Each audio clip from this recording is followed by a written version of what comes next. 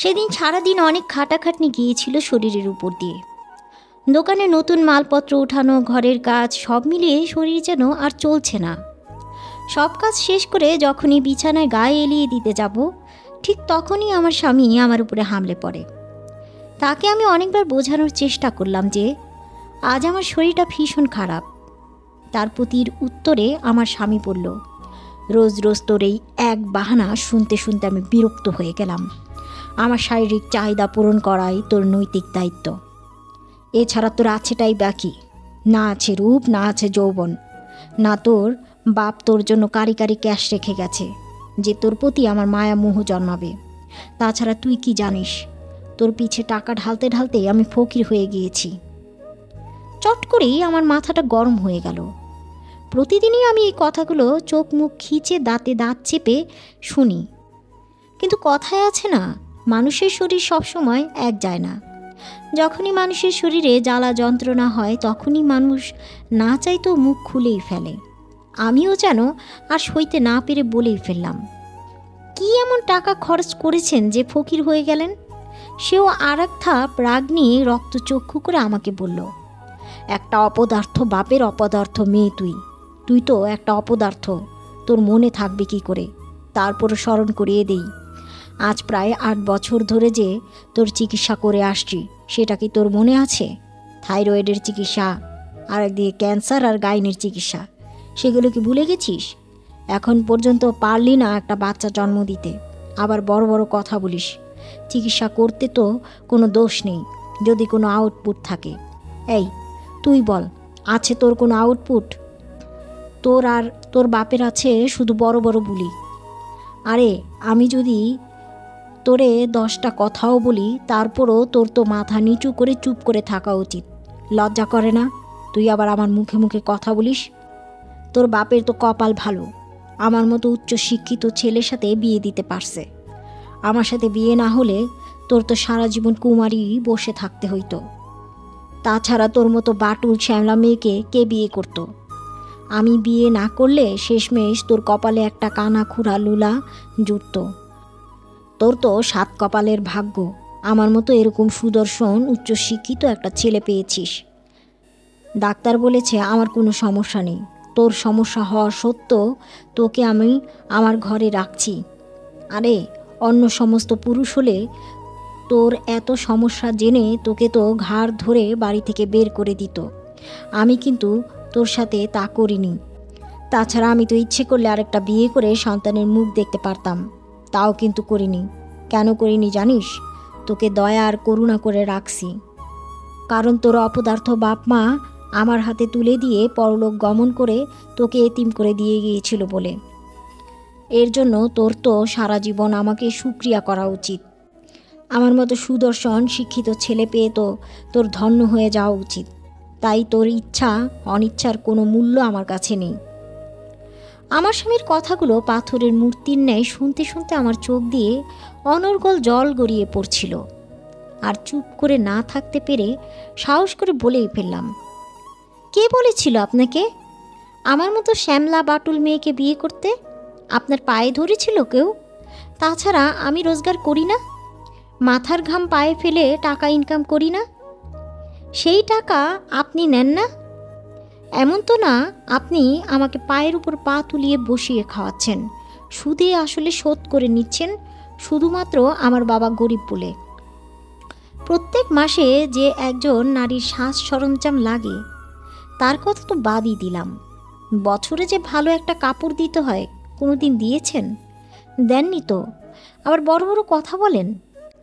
মেয়েরা কিছু না বলে চুপচাপ সহ্য করে যায় বলে আপনাদের মতো পুরুষরা সুযোগ পেয়ে যাচ্ছে দিনের পর দিন। হ্যাঁ, কি যেন বললেন? চিকিৎসার কথা। থাইরয়েড, গাইনি এবং ক্যান্সারের চিকিৎসা করে আপনি ফকির হয়ে গেছেন। প্রত্যেক মাসে থাইরয়েডের ওষুধ কিনতে লাগে 150 থেকে 180 টাকা। এই টাকার ওষুধ খাইয়ে যদি আপনি ফকির হয়ে যান, তাহলে তো আপনার মতো স্বামী থাকা আর না থাকার সমান কথা। এবার আসি গাইনি ও ক্যান্সার চিকিৎসার কথা। যদি বলি আপনার গাফুলিতির জন্য আজকে আমি মা হতে পারছি না। বিয়ের পর আমার যখন অ্যাপটোপিক প্রেগনেন্সির কারণে একটা ইউট্রাস কেটে ফেলা হলো, তখন 6 মাস 1 বছর পার হতে না হতেই কেন বাচ্চার জন্য চেষ্টা করলেন না? কতবার বলেছিলাম অনেক সমস্যা হতে পারে, আসেন আমরা একজন ভালো ডাক্তারের সাথে কনসাল্ট করি, বাচ্চার জন্য চেষ্টা করি। কিন্তু আপনি কি আমার কথা শুনেছিলেন? শুনেননি তো। আপনার ওই এক কথা, 3 বছর পার না হলে কিছু করবেন না, এতে বাচ্চা হইলে হইল, না হইলে নাই। 3 বছর পর পার হওয়ার পর আমার চেঁচামেচি রাগারাগির ফলে আপনার ভাইয়ের বউয়ের সুপারিশে এক অদক্ষ ডাক্তারের ভুল চিকিৎসার জন্য আজ আমি মা হতে পারছি না। আমার ভাইয়ের বউর অদক্ষ ডাক্তার দেখিয়েছে বলে তোর বাচ্চা হচ্ছে না, বান্দির বাচ্চা। আরে বাচ্চা হচ্ছে না তোর ক্যান্সারের কারণে, তোর থাইরয়েড ক্যান্সারের কারণে। কেমো দিতে দিতে তোর মা হওয়ার ক্ষমতাই হারিয়ে ফেলেছিস, ভুলে গেছিস সব। তখন আমি আবার বলতে শুরু করলাম, কিন্তু ডাক্তার তো বলেছিল প্রথম যে চিকিৎসা হয়েছে সে চিকিৎসা আমাদের ভুল ছিল, কেমোর জন্য নয়। তারপরও আপনি চুপচাপ বসে রইলেন। যখন আপনি জানলেন যে আমার ভুল চিকিৎসার কারণে আমার বাচ্চা হতে সমস্যা হচ্ছে, লাস্ট যেই ডাক্তার দেখালাম তখন সেই ডাক্তার বলল আপনারা অনেক দেরি করে ফেলেছেন, এখন টেস্ট টিউব বেবি ছাড়া কোনো উপায় নেই। কিন্তু আপনি কি বললেন? বাচ্চা হইলে হলো, না হইলে নাই। কিন্তু আমি কোনো দিন টেস্ট টিউব বেবি নেব না। আসলে কি জানেন, আপনার কখনো বাবা হওয়ার ইচ্ছাই ছিল না। আর আপনি কি আমার গাইনি আর ক্যান্সারের চিকিৎসা করেছেন? করেছে আমার বাবা, তার গ্রামের ভিটে জমি জমা বিক্রি করে।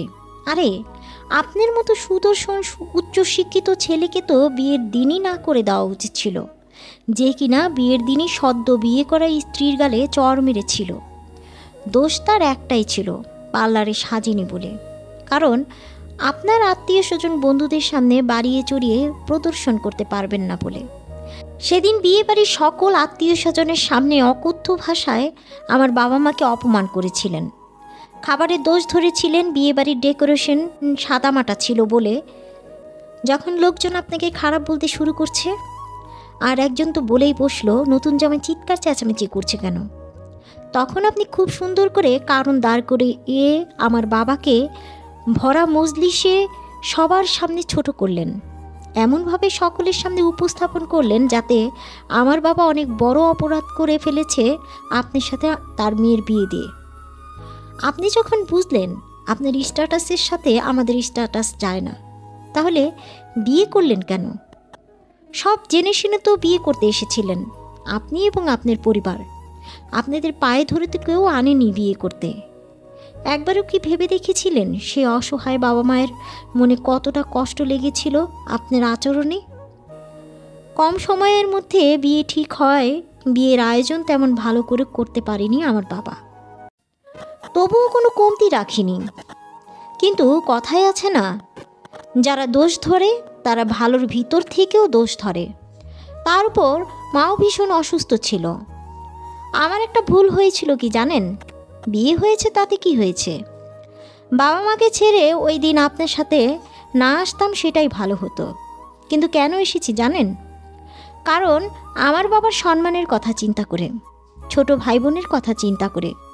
এই সমাজে বিয়ের দিন বিয়ে ভাঙা মেয়ের সমাজের কাছে উপহাসের পাত্রী হয়ে থাকতে হয়, হেয় প্রতিপন্ন হতে হয়, বদনাম আর কটু কথার শিকার হতে হয়। তার প্রভাব বাবা মা ভাই বোনের উপরও পড়ে। দিন শেষে আপনাদের মতো পুরুষের দোষ দেখে না কেউ, দেখে সেই ভুক্তভোগী নারী আর তার পরিবারের। তাই মুখ বুজে আপনার মতো অহংকারী বদমেজাজি পুরুষকে মেনে নিতে বাধ্য হয়েছিলাম। বিয়ের পর থেকে দিনের পর দিন আপনার অত্যাচার সহ্য করে আসছি। এছাড়া বিয়ের পর আমার ইচ্ছার কোনো তোয়াক্কা না করেই আমার শরীর ভালো থাকুক আর নাই থাকুক, আপনার শারীরিক চাহিদা আপনি ঠিকই মিটিয়ে নিয়েছেন। এতে আমি শারীরিকভাবে সুস্থ থাকি আর না থাকি। শিক্ষিতের বড়াই করেন তাই না? অথচ রোজ রাতে নেশা করে এসে নিজের গায়ের জোর প্রদর্শন খাটান এক নারীর উপর। ঘর বা রাস্তা নেই, যেখানে সেখানেই নিজের স্ত্রীকে অপমান তো করেনি, সাথে গায়েও হাত তুলে বসেন। শিক্ষিত লোকেরা কি আপনার মতো এমন আচরণ করে? যে মেয়ে সারা জীবন বিশ্ববিদ্যালয়ে নারীর সম্মানের জন্য প্রতিবাদ করে আসছে, আর সে বিয়ে করবে আপনার মতো পুরুষকে, যে পৃথিবীর কাউকে সম্মান দেয় না তাকে। আর কি যেন বলেছিলেন, আমাকে আপনি দয়া দাক্ষিণ্য করে রেখেছেন, তাড়িয়ে দেন না কেন আমায়? আসলে আপনি আমাকে তাড়িয়ে দিতে পারবেন না, কারণ মাস শেষে আমার কাছ থেকে যে টাকাগুলো পান তা হাতছাড়া হয়ে যাবে বলে। কথাটা বলতে দেরি হলো, অমনি ক্রোধান্বিত হয়ে আমার গালে ধামাধাম কয়েকটা চড় মেরে দিল আমার স্বামী। এরপর আমার চুলের মুঠি ধরে ধাক্কা মেরে ঘর থেকে বের করে ঘরের দরজা লাগিয়ে দিল। আমাকে ঘর থেকে বের করে দেওয়ার কিছুক্ষণ পরই আমার শাশুড়ি এসে আমাকে বললেন, তোমারে বলি হারি, ও মা গো, তোমারা তো সাহস হয় কি কইরা আমার পোলার মুখে মুখে কথা বলার? কিছু কই না দেখা একেবারে মাথায় চইরা বইছ। এর মধ্যে যা এসে যোগ হয়ে পড়ল, আরে ইনকাম করে না তাই তো দেমাগটা একটু বেশি, ইনকামটা বন্ধ করে দেন, তাইলে দেখবেন এই দেমাগটা বের হয়ে যাবে।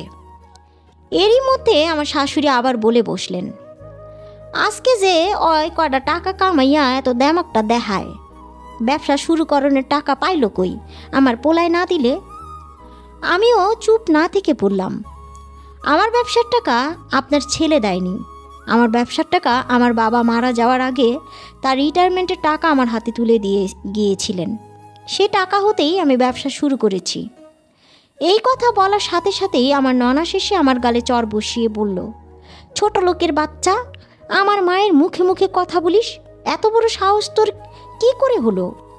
মা, তোমাকে তো কতবার বলেছিলাম এই ছোট লোকের বাচ্চাকে বাড়ি থেকে বিদেয় করে দাও, আর আমার ননদের সাথে ভাইয়ের বিয়ে দেওয়ার জন্য।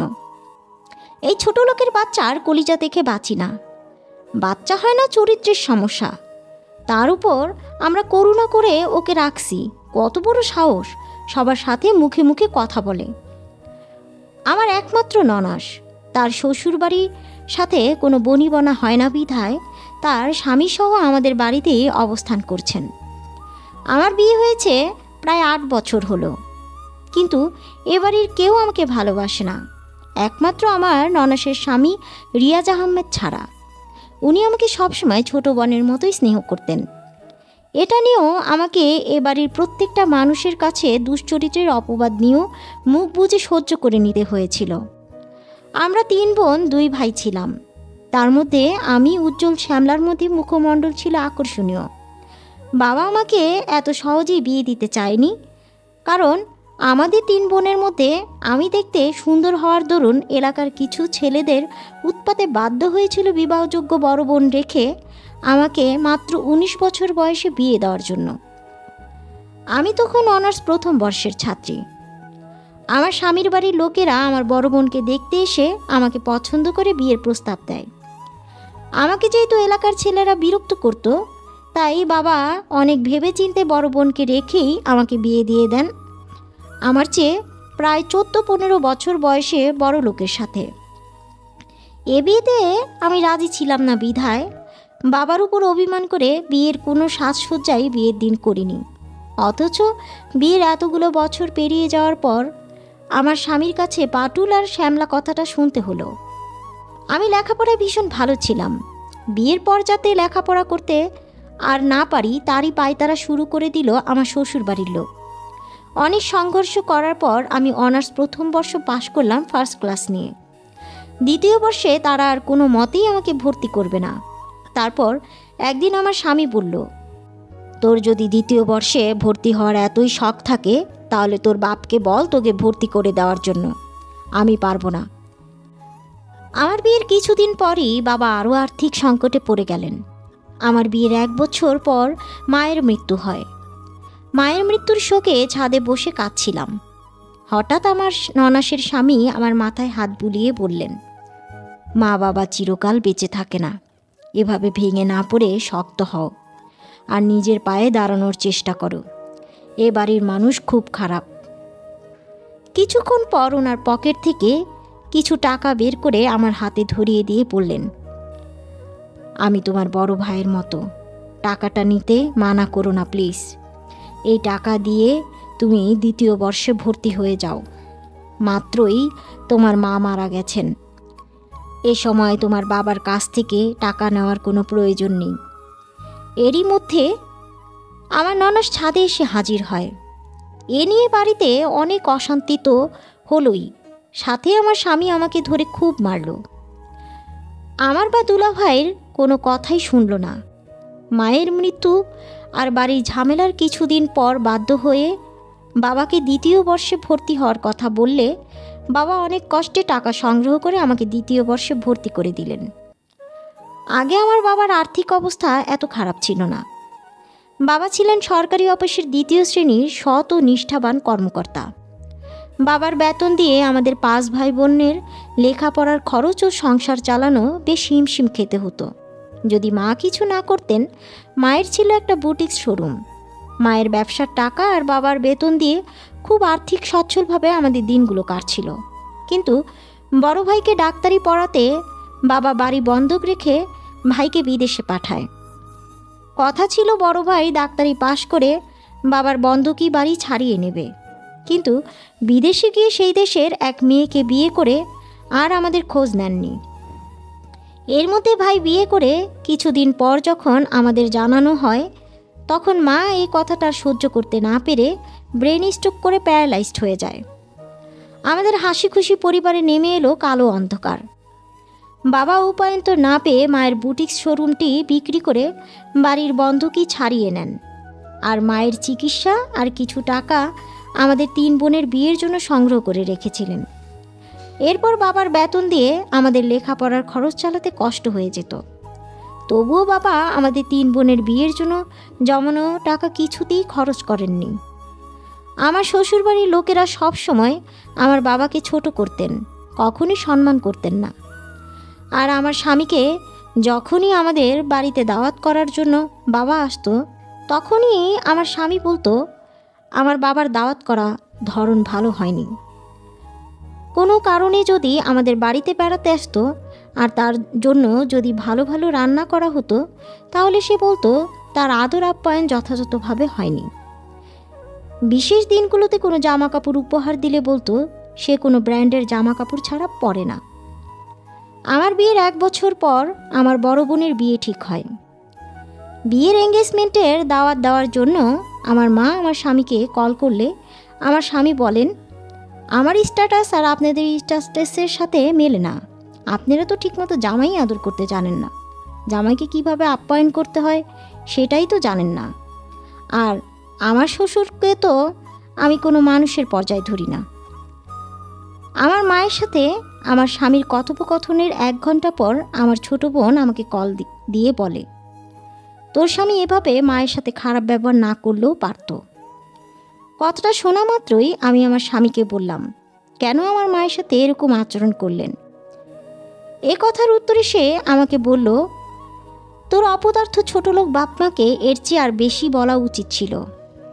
সেদিন আমিও রাগের মাথায় বলে ফেলেছিলাম, আপনি এবং আপনার পরিবারই ছোটলোক, অসভ্য। এ কথা বলা মাত্র আমার স্বামী আমাকে খুব মারল। এরপর মধ্যরাতে আমার ছোট বোনকে কল করে অকথ্য ভাষায় কথা বলে বলল, এই ছোট লোকের বাচ্চা, তোদের বাড়ির মেজো ছোট লোকের বাচ্চাকে এসে নিয়ে যা। আমাদের সমাজে অন্যকে খুব সহজে ছোট করা যায়, অপমান করা যায়, যা অপদস্থ করা যায়। যখন সে অপমান করার প্রতিদান পায় তখন আর মেনে নিতে পারে না। পরদিন ভোরবেলা শুনতে পেলাম মা আর এই পৃথিবীতে নেই।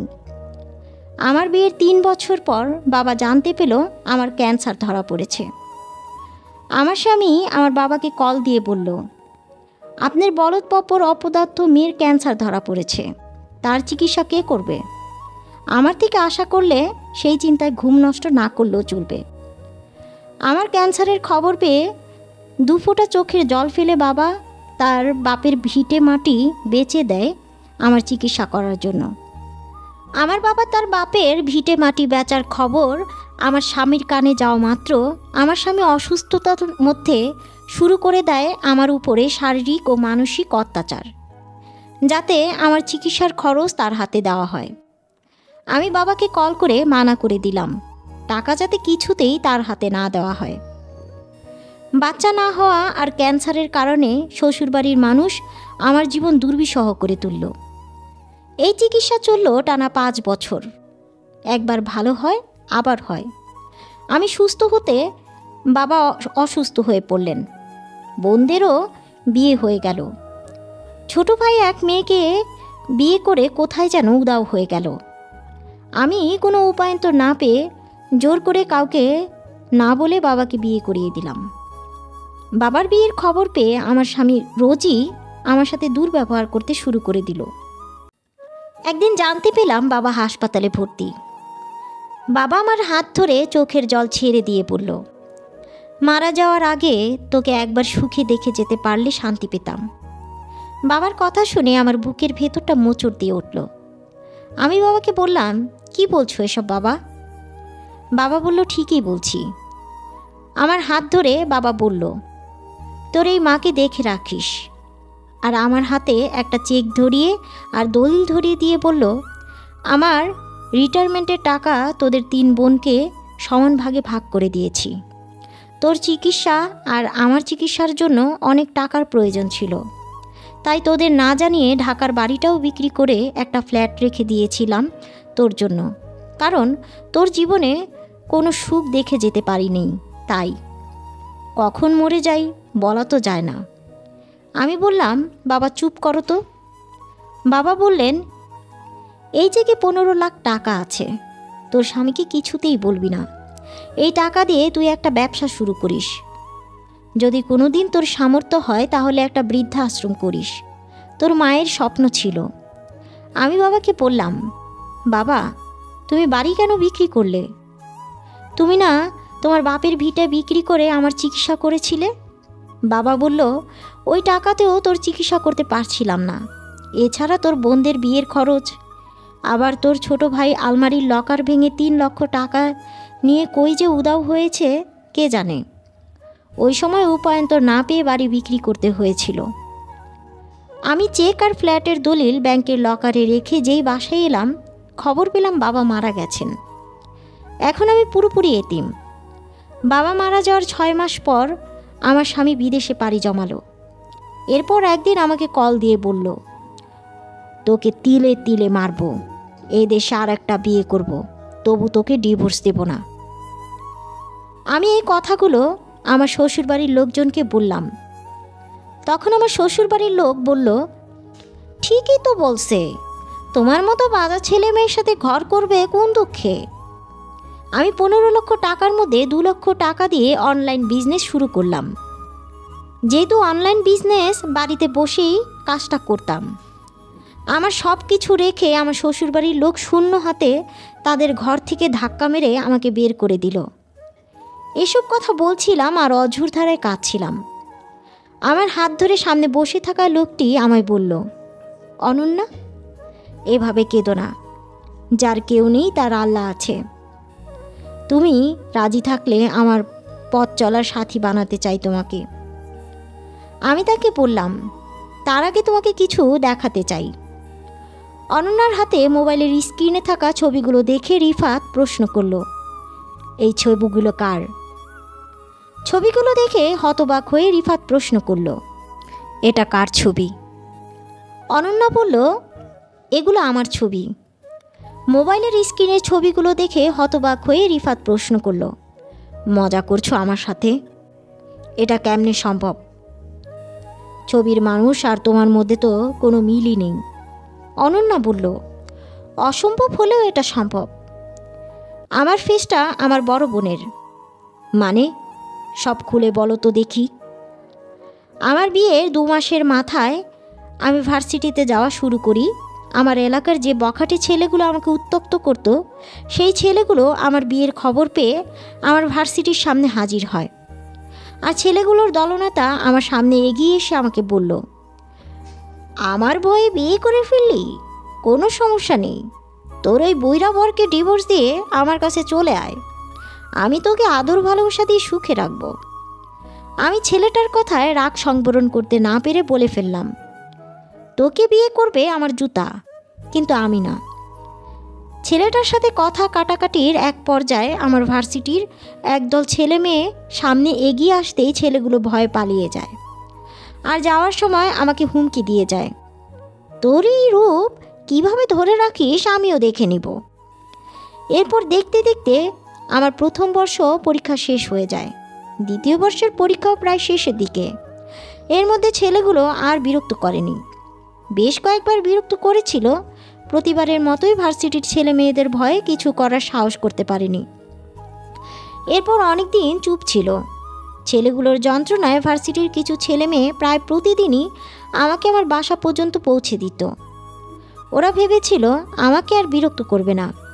একদিন আমাকে আমার যে ফ্রেন্ডগুলো বাড়ি পৌঁছে দিত, হঠাৎ সেদিন তারা আমার সাথে যায়নি। আর সেই সুযোগ সেই বখাটে ছেলেগুলো সেদিন নিয়েছিল। আমাকে ঘিরে ধরে আমার মুখে ছুরি দিয়ে অসংখ্য আঘাত করে। এক পর্যায়ে আমি অচেতন হয়ে পড়লে আমাকে সেখানে ফেলে ওরা চলে যায়। জ্ঞান ফেরার পরপরই হাসপাতালে চিৎকার চেঁচামেচির শব্দে চোখ মেলে তাকিয়ে দেখি আমার বর আমার বাবাকে বলছে, আপনার মেয়ের লীলা কীর্তনের জন্য তার এই অবস্থা। একটা দুশ্চরিত্রের মেয়ে আপনার। প্রথমে আমার দুলাভাইয়ের সাথে রঙ্গলীলা করতে গিয়ে ধরা খেয়েছে, আর এখন এই অবস্থা। তার চেহারা না পাল্টালে তাকে আমার ঘরে তুলব না। তার চেহারার প্লাস্টিক সার্জারি করে পরিবর্তন করেন, তবে আপনার মেয়ে আগের চেহারা যেন না থাকে। আমার বাবা হতবাক হয়ে আমার বরের মুখের দিকে তাকিয়ে রইল। বাবা বললেন, সৈকত, পাগলের মতো এগুলো কি বলছো? এসব কথা সিনেমাতেই দেখেছি, মানুষের মুখমণ্ডলের পরিবর্তন। বাস্তবে কি তা সম্ভব? বাবার অনেক বোঝানোর পরেও আমার স্বামীর মুখে ওই একই কথা। আমার চেহারার পরিবর্তন না হলে সে আমাকে ঘরে তুলবে না। আমার স্বামীর চিৎকার চেঁচামেচি শুনে একজন ডাক্তার এসে জিজ্ঞেস করলেন, এখানে এত চিৎকার চেঁচামেচি কিসের? তখন বাবা নিরুপায় হয়ে বললেন, আচ্ছা ডক্টর, আমরা তো সিনেমায় শুনেছি মানুষের মুখমণ্ডলের পরিবর্তন, অন্য একটা চেহারার গঠন দেওয়া যায়। আসলে কথাটা কতটা সত্য? বাবার প্রশ্ন শুনে ডাক্তার জবাব দিলেন, বললেই একজন চেহারা পাল্টে আরেকজনের মতো করা যায় না। তার জন্য মানুষের টিস্যুর সাথে সামঞ্জস্যপূর্ণ এবং চোয়াল, চিবুক, গাল, নাক এবং নাকের পাশের এলাকা সহ মুখের বিভিন্ন অংশের চেহারা এবং আকার এগুলো মিল থাকতে হবে। আমি আরও একটু ক্লিয়ার করে দেই। ধরেন একজনের মুখমণ্ডল গোল আর একজনের মুখমণ্ডল লম্বাটে। এখন যার মুখ গোল তার ফেস কি চাইলেও লম্বা করা সম্ভব? কখনোই সম্ভব না। আবার ধরেন দুটো মুখের আকৃতি গোল বা লম্বা হলেই যে ফেস ইমপ্ল্যান্ট করা যায় তেমনটাও কিন্তু নয়। যেমন ধরেন একজনের ফেসের আকৃতি বড় আরেকজনের ছোট, তাহলে কি সম্ভব? কিছুতেই সেম ফেস করানো সম্ভব নয়। দুটো ফেসের আকৃতি এক হলেই ফেস ইমপ্ল্যান্ট করা যায়। ডাক্তারের কথা শেষ হতে না হতেই আমার স্বামী বলল, আপনার বড় মেয়ে কয়েকদিন আগে বাচ্চা জন্ম দিতে গিয়ে মারা গেছে। তার চেহারার মতোই করে ফেলেন। যেহেতু তারা আপন দুই বোন, তাদের ফেসের আকৃতি একই হতে পারে। এদিকে আপনি আপনার মৃত মেয়েকেও চোখের সামনে ফিরে পেলেন, আর আমাদেরও পারিবারিক সম্মান বজায় থাকলো। আমাদের সমাজে আজও কন্যা দায়গ্রস্ত বাবারা সমাজের কিছু কথার ভয়ে আদরের লালিত পালিত কন্যা সন্তানকে অপাত্রে কন্যা দান করে অত্যাচার নিপীড়ন হতে দেখেও অসহায়ের মতো চুপ থাকে। যেমন আমার বাবা দিনের পর দিন আমার স্বামীর উচ্ছৃঙ্খল আচরণ, ব্যবহার আর আমার সাথে ঘটে যাওয়া অন্যায় দেখেও মুখ বুজে সহ্য করে গেছে। যখনই আমার সাথে অন্যায় হওয়ার কথা বাবাকে বলতাম, তখনই বাবা বলতো, পৃথিবীর সব নারীদেরই জীবনে এমন সমস্যা হয়, একটু মানিয়ে নাও, সব ঠিক হয়ে যাবে। অনেকবার ডিভোর্স দিতে চেয়েছিলাম, তখন বাবা বলতো, ডিভোর্সি মেয়েদের জীবন আরও দুর্বিষহ হয়। এছাড়া তোমাকে এখান থেকে ডিভোর্স দিয়ে অন্য কোথাও বিয়ে দিলেও যে এর চেয়ে ভালো থাকবে তার তো কোনো নিশ্চয়তা নেই, বরং এর চেয়ে আরও কঠিন হবে। নিজের চোখে দেখেছি এমন অনেক ঘটনা। ডিভোর্সি মেয়ে বিয়ে করে কিছু হলেই বলতে শুনেছি, আগের স্বামী ভালো হলে কি ডিভোর্স দিত? এরপর সেই ডিভোর্সি নারীদের দোষ পড়ে চরিত্রের। তাই কষ্ট হলেও মানিয়ে নাও, আর ভেবে নিও এটা তোমার দুর্ভাগ্য। রিফাত বলল, আচ্ছা, এর মধ্যে একটা কথা বলি। তুমি যে বললে তোমার বাবা তার রিটায়ারমেন্টের টাকা তোমাদের 3 বোনকে সমান ভাগে ভাগ করে দিয়ে গেছে, আবার তোমার বোন মারা গেছে কিভাবে, আর তার ভাগের টাকা কাকেই বা দিল, সব গোলমেলে মনে হচ্ছে। আমার বিয়ের 1 বছর পর বলেছিলাম না মায়ের মৃত্যুর কথা, তার মৃত্যুর 2 মাস পরেই আপুর বিয়ে হয়। তারপর আপু একটি পুত্র সন্তান জন্ম দিতে গিয়ে মারা যায়, আর বাবা আপুর ছেলের ভবিষ্যতের জন্য টাকা রেখে গেছে। রিফাত বলল, শোনো, আর একটা প্রশ্ন ছিল। অর্ণা বলল, কি? রিফাত বলল, লোকটা তো তোমার থেকে বয়সে বড় ছিল, তারপর পছন্দ করে বিয়েও করলো, তাহলে এমন আচরণ তোমার সাথে কেন করত? রিফাতের প্রশ্নে একটা দীর্ঘশ্বাস ফেলে বলল, আমি আসলে কথাটা বলতে চাইনি, তুমি যখন জানতে চাইলে তাহলে শোনো। কথায় কথায় আমার গায়ে হাত তুলতো, আমার দোষ ধরতো, আমার পরিবারের দোষ ধরতো, অপমানজনক কথা বলতো। মাঝে মাঝে সামান্য দোষ পেয়েছি কি পাইনি ধরে খুব মারত। আমি এর রহস্য খুঁজে পেতাম না, লোকটা এরকম কেন করে। একদিন বাবা যখন হাতে করে হরেক রকম ফল নিয়ে আমায় দেখতে এলেন, তখন আমার স্বামী আমার বাবাকে বললেন, বুড়ো হয়েছেন কি বাতাসে, কমন সেন্স নেই? মেয়ের শ্বশুর বাড়ি এলে যে শুধু ফল নিয়ে আসা যায় না, ফলের সাথে দই মিষ্টি হরেক রকমের বিস্কিট এগুলো আনতে হয়। অবশ্য আপনার মতো অপদার্থ রামছাগল শ্বশুর যার কপালে আছে সে আর এর চেয়ে বেশি কিছু আশা করতে পারে না। এই বলে অনেক অপমান করলো আমার বাবাকে। বাবা চোখ মুছতে মুছতে বাড়ি থেকে বের হয়ে গেলেন। আমি তখন গোসলখানায় কাপড় ধুচ্ছিলাম। হঠাৎ আমার ননাসের মেয়ে এসে বলল, মামি তাড়াতাড়ি নিচে যাও, মামা তোমার বাবাকে ভীষণ অপমান করছে। আমি ড্রয়িং রুমে পৌঁছতেই আমার সাথে দেখা না করেই বাবা চলে গেলেন সেখান থেকে। পরে আমার ননাসের মেয়ে ইরাকে জিজ্ঞেস করলাম কি হয়েছিল। ইলা কি কি ঘটনা ঘটেছিল সব খুলে বলল আমায়। আমি রুমে গিয়ে তার কাছে বাবার সাথে এমন কেন করলো তার কৈফিয়ত চাওয়া মাত্রই বলল, তোর ওই রামছাগল অপদার্থ বাবাকে তো আরও বলা উচিত ছিল। তোর বাপ তো তোদের একটাও মানুষ করে যেতে পারল না, তোদের এক একটাকে তার মতোই অপদার্থ বানিয়েছে। দেখিস না তোর বড় ভাই সেই রামছাগল তার একমাত্র প্রমাণ। আমি রাগ সামলাতে না পেরে চট করে বলে ফেললাম, আপনার বাবা মা তো আপনাকে খুব ভালো করে মানুষ করেছে, তা আপনার আচরণ এরকম অসভ্যের মতো কেন? এ কথা বলা মাত্রই আমাকে খুব মারল। রান্নাঘরে বসে আমি কাঁদছিলাম। তখন হঠাৎ আমার ননাসের বর এসে এদিক সেদিক তাকিয়ে বলল, বোন তুমি এখান থেকে চলে যাও তোমার বাবার কাছে, আর কখনো এসো না এখানে। তোমার বর তোমাকে কোনোদিনও ভালোবাসতে পারবে না। ভেবেছিলাম বিয়ের পর পরিবর্তন হয়ে যাবে আর সেই মেয়েকে ভুলে যাবে। দুলাভাইয়ের মুখে সেই মেয়েটি কথাটা শুনে তার মুখের দিকে তাকিয়ে তাকে প্রশ্ন করলাম, দুলাভাই সেই মেয়েটি কে? আর তার জীবনে যদি অন্য কেউ থেকে থাকে তাহলে আমাকে বিয়ে করলো কেন? এরপর দুলাভাই বলল, সে অন্য ধর্মের এক মেয়েকে ভালোবাসে। মেয়েটির নাম মালতী। সেখানে তাদের 2 ছেলে সন্তানও আছে। আম্মা যখন জানতে পারে সৈকতের একজনের সাথে সম্পর্কের কথা এবং বাচ্চার কথা, তখন পারিবারিক মান সম্মান বাঁচানোর ভয়ে রাতারাতি তোমার সাথে বিয়ে দিয়ে দেয়। এ কথা শোনা মাত্র দৌড়ে বাবার বাড়ি চলে গেলাম। বাবাকে সব খুলে বললাম। বাবা বলল, বিয়ের আগে অমন 2-4টা প্রেম ভালোবাসা থাকে, এটা কোনো ব্যাপার না। বিয়ের পর সংসার করতে করতে সব ঠিক হয়ে যায়। আমি নিরুপায় হয়ে আবার চলে এলাম অগ্নিকূপে তুষের অনলে জ্বলার জন্য। সবই তো শুনলে, তারপরও বলবে আমায় বিয়ে করবে? কিন্তু তোমার পরিবার কখনোই আমাকে মেনে নেবে না। একে হচ্ছে তুমি কুমার, তার উপর আমার চেয়ে 3 বছরের ছোট, কখনোই মেনে নেবে না। এ সমাজে এখনও ছেলে বিয়ে করাতে গেলে ছেলের জন্য নিখুঁত মেয়ে খোঁজে, যার কোনো দোষ নেই। আর আমার তো এর আগে একবার বিয়ে হয়েছে, আর তাছাড়া আমি তো তার কাছ থেকে কোনো ডিভোর্স পাইনি। রিফাত বলল, আমার পরিবারকে কিভাবে মানাতে হয় সেসব আমার উপরে ছেড়ে দাও, আমি বুঝে নেব। আর হলো ডিভোর্সের কথা। দেশে আইন বলে একটা কথা আছে, তুমি তাকে কোর্টে গিয়ে ডিভোর্স দিয়ে আসো।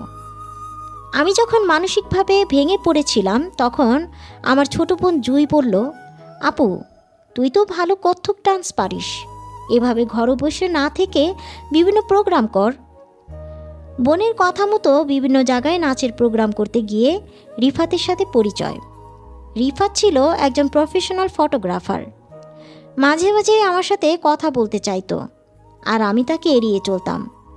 এভাবে 6 মাস আমার পিছনে ঘুরঘুর করার পর আর কাজের সুবাদে একটা পর্যায়ে তার সাথে আমার ভালো বন্ধুত্ব হয়ে যায়। অনন্যা তার শ্বশুর বাড়ি থেকে চলে আসার 7 মাস পর শুনতে পেল তার ননাসের স্বামী অ্যাক্সিডেন্টে মারা গেছে। মেয়ে বিধবা হয়েছে বলে সেই শোক সহ্য করতে না পেরে শাশুড়ি স্ট্রোক করে প্যারালাইজড হয়ে গিয়েছে। ননাসের বরটা ভীষণ ভালো মানুষ ছিল, তার জন্য খুব কষ্ট লাগছে অনন্যার। তবে শাশুড়ির কাছে গিয়ে খুব করে বলতে ইচ্ছে করছিল। যখন অনন্যার মা মারা যায় আর অনন্যা কাঁদছিল, তখন এই শাশুড়ি অনন্যাকে বলেছিল, অসুস্থ আসিল, মইরা গেছে, তার লাগে এত নেকা কান্তনের কি আছে বুঝি না বাপু। অনন্যার জীবন হয়ে গিয়েছিল শাঁখের করাতের মতো। আজ অনন্যা নিজেকে গুছিয়ে নিয়েছে, সুন্দর একটা সোনালি দিনের স্বপ্ন দেখছে। তার স্বপ্ন এভাবেই পূরণ হোক, এই কামনা এখানেই শেষ করছি। কাহিনীর নাম অপাত্রে কন্যাদান, লিখেছেন এস প্রত্যাশা। আমার লেখা কাহিনীটি আপনাদের কেমন লাগলো অবশ্যই কমেন্ট করে জানাবেন। আমার লেখা কাহিনীটি আপনাদের যদি ভালো লেগে থাকে তাহলে পরবর্তীতে আরও নতুন নতুন কাহিনী আপনাদের শোনাবো। যারা এখনও আমার চ্যানেলটি সাবস্ক্রাইব করেননি তারা এখনই আমার চ্যানেলটি সাবস্ক্রাইব করে পাশে থাকা বেল আইকনটি বাজিয়ে দিন, যাতে পরবর্তী নোটিফিকেশন খুব সহজেই পৌঁছে যেতে পারে। আমি এস প্রত্যাশা আজকের মতো এখানেই বিদায় নিচ্ছি। ভালো থাকবেন, সুস্থ থাকবেন, ধন্যবাদ।